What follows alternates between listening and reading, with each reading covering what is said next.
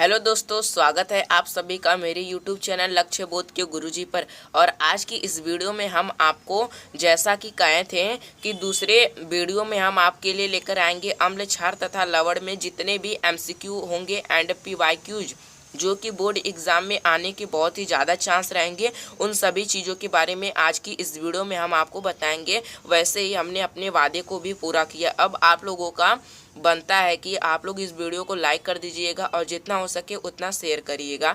चलिए बिना किसी देर के वीडियो की शुरुआत करते हैं। सबसे पहला हमारा जो प्रश्न है यह कौन सा है कि क्षारीय विलयन में फिनाप्थेलिन सूचक का रंग कैसा होता है। क्या करा है प्रश्न पहला, क्या करा है कि क्षारीय विलयन में फिनाप्थेलिन सूचक का रंग क्या होता है। तो जैसा कि आप जानते हैं यह कैसा होता है, गुलाबी होता है। तो क्या हो जाएगा प्रश्न ए का, क्या हो जाएगा जो प्रश्न ए का क्या हो जाएगा, ए ऑप्शन क्या हो जाएगा, बिल्कुल राइट हो जाएगा। अब हम लोग दूसरे प्रश्न की ओर आगे बढ़ते हैं। दूसरा प्रश्न में क्या कह रहा है कि निम्नलिखित में से प्रबल क्षार है।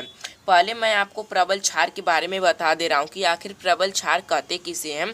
ऐसे क्षार जो जल में पूर्णतः क्या हो जाए, आयनित हो जाए या फिर घुल जाए, उन्हें क्या कहते हैं। देखिए पूर्णतः कहाँ से निकल रहा है, प यानी प्रबल और प यानी पूर्णतः। पूर्णतः यानी पूरी तरह से जो जल में घुल जाते हैं या फिर आयनित हो जाते हैं उन्हें क्या कहते हैं, प्रबल क्षार कहते हैं।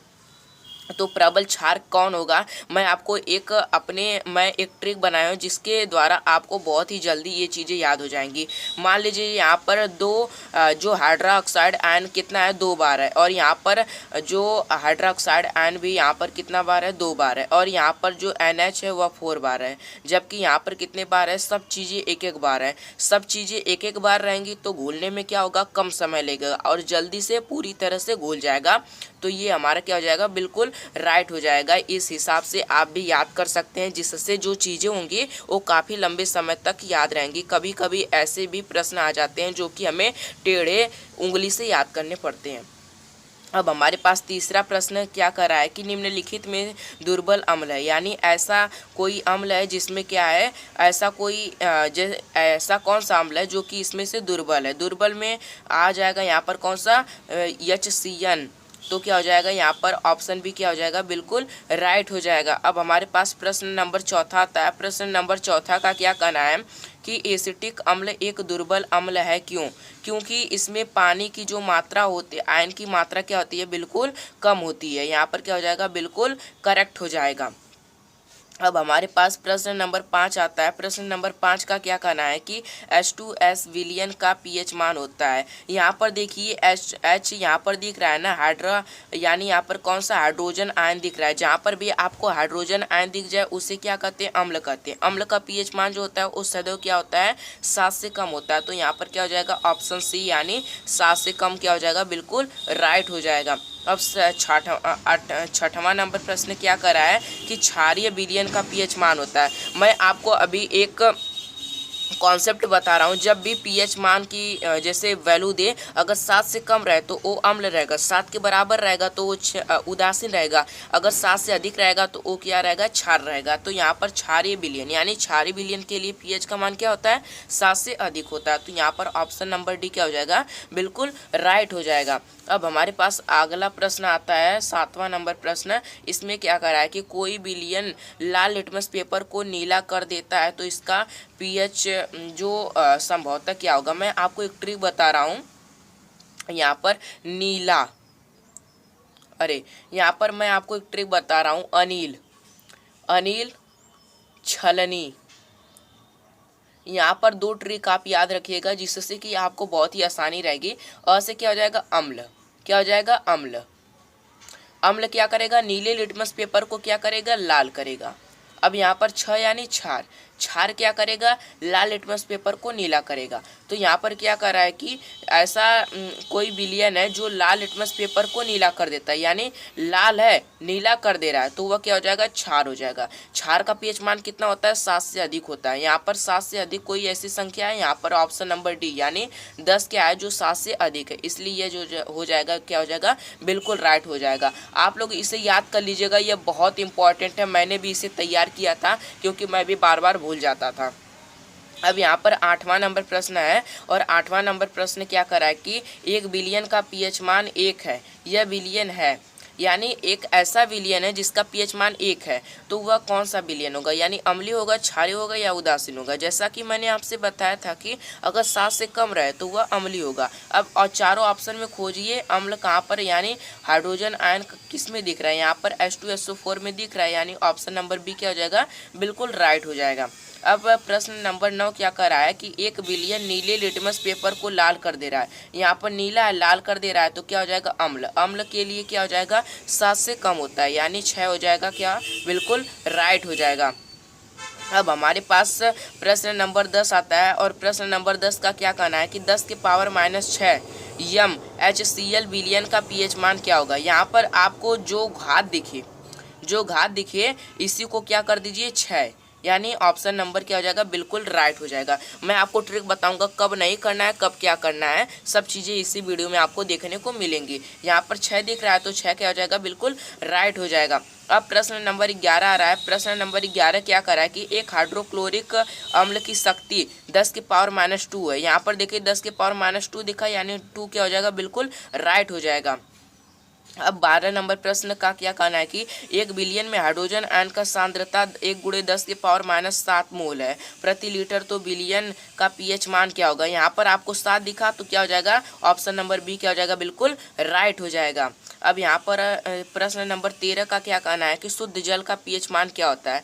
आप बचपन से पढ़ते चले आ रहे होंगे कि शुद्ध जल का जो पीएच मान होता है वो उदासीन होता है, इसलिए क्या हो जाएगा, ऑप्शन नंबर सी क्या हो जाएगा, बिल्कुल राइट हो जाएगा। अब हमारे पास अगला प्रश्न आता है, और अगला प्रश्न में देखिए क्या कर रहा है। भाई आप लोग सपोर्ट कर दीजिए यार, इतना मेहनत से वीडियो बनाता हूँ यार, एक भी व्यू नहीं आ रहा है यार। वीडियो बनाना छोड़ दूँ क्या, बनाने का मन नहीं कर रहा है यार। बहुत जैसे कि तुम लोग यार इमोशन नहीं समझ रहे हो यार, तुम लोग मुझे तोड़ दिए हो यार। यहाँ पर छोड़िए, आगे बढ़ते हैं।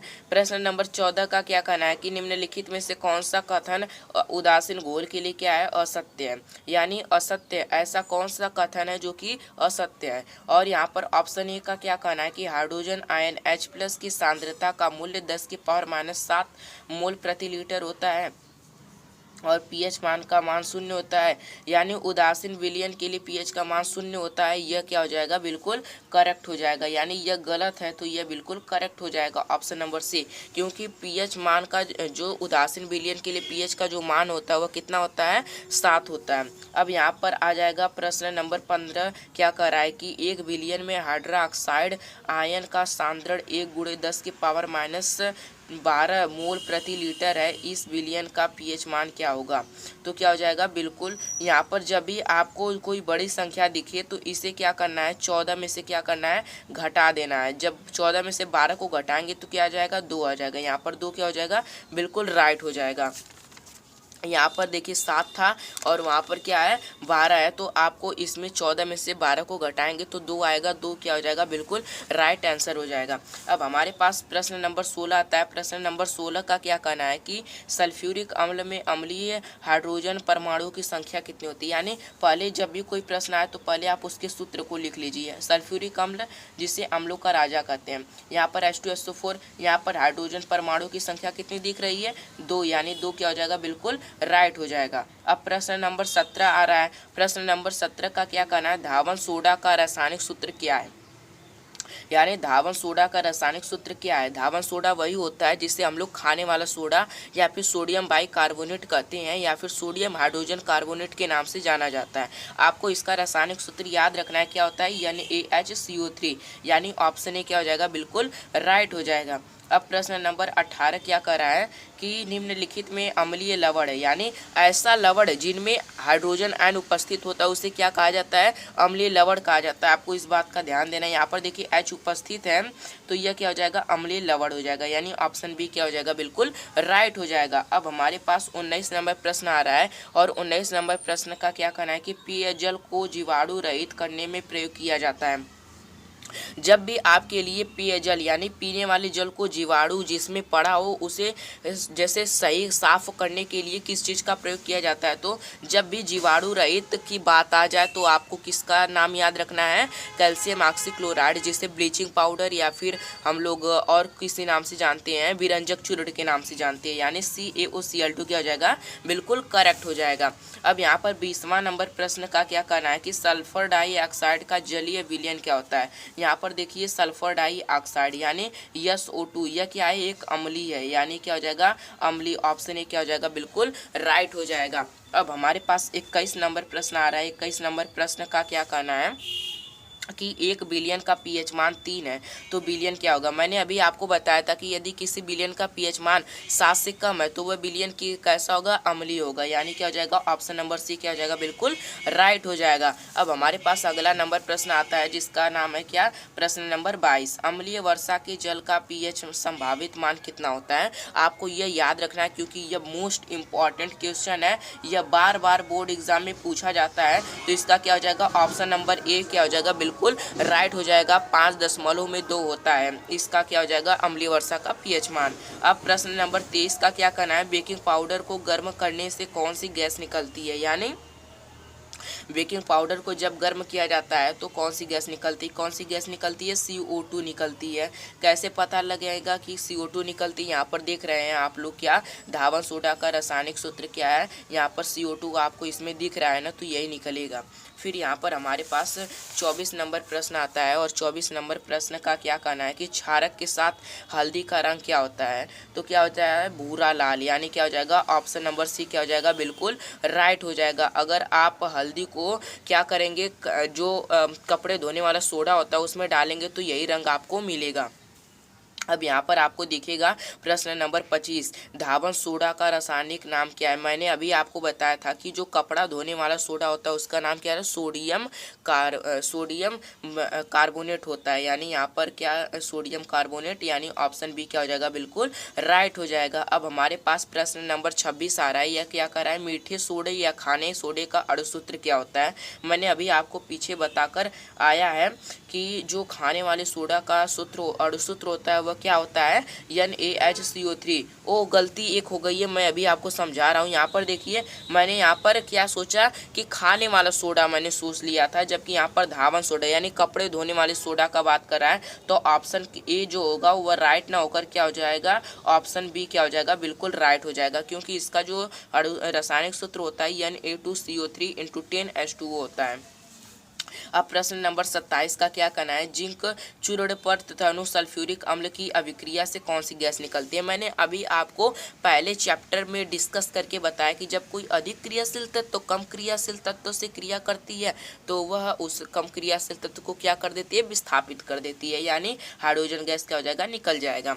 अब हमारे पास 28 नंबर प्रश्न आ रहा है और 28 नंबर प्रश्न का क्या कहना है कि कॉलम ए में दिए गए पदार्थों का सुमेलन कॉलम बी में दिए गए पदार्थों के अनुप्रयोगों से कीजिए। कॉलम ए दिया है plaster of Paris, column B साबुन का निर्माण, कॉलम बी कास्टिक सोडा, मूर्ति का निर्माण, सोडियम बाइकार्बोनेट, कीटाणुनाशक, ब्लीचिंग पाउडर, प्रति अम्ल, यानी इनका सही मिलान करना है। प्लास्टर ऑफ पेरिस का हम लोग जानते हैं कि कहाँ पर प्रयोग होता है, मूर्ति निर्माण में, यानी ए का क्या हो जाएगा, बी।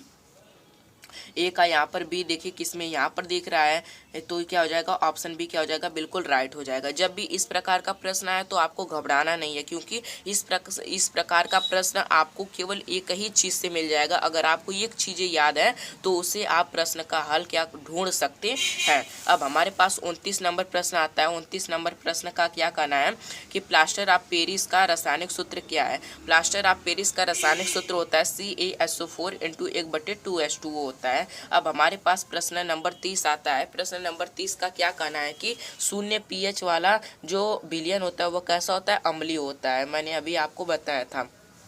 अब 31 नंबर प्रश्न आता है। 31 नंबर प्रश्न का क्या कहना है, अम्ल एवं क्षारक की अभिक्रिया से क्या प्राप्त होता है। हम लोग जानते हैं कि जब अम्ल और क्षार परस्पर आपस में अभिक्रिया करते हैं तो क्या बनाते हैं, धातु, लवण और जल, यानी ऑप्शन नंबर डी क्या हो जाएगा, बिल्कुल राइट हो जाएगा। अब यहाँ पर प्रश्न नंबर 32 है। इसका क्या कहना है कि हाइड्रोजन आयन H की प्रकृति होती है, क्या होती है, अम्लीय होती है, यानी ऑप्शन नंबर ए क्या हो जाएगा, बिल्कुल राइट हो जाएगा। अब 33 नंबर प्रश्न का क्या कहना है, प्लास्टर ऑफ पेरिस की जल से क्रिया कराने पर क्या बनता है। तो क्या बनता है, जिप्सम बनता है, यानी ऑप्शन बी क्या हो जाएगा, बिल्कुल राइट। तो दोस्तों आपको ये वीडियो कैसी लगी कमेंट करके जरूर बताइएगा, और आप अगला MCQ किस पर चाहते हैं अभी कमेंट कर दीजिएगा, क्योंकि इस समय आप जितना प्रैक्टिस कर लेंगे बोर्ड एग्जाम का डर आपको नहीं रहेगा। धन्यवाद, मिलते हैं किसी अगले वीडियो में नए टॉपिक के साथ।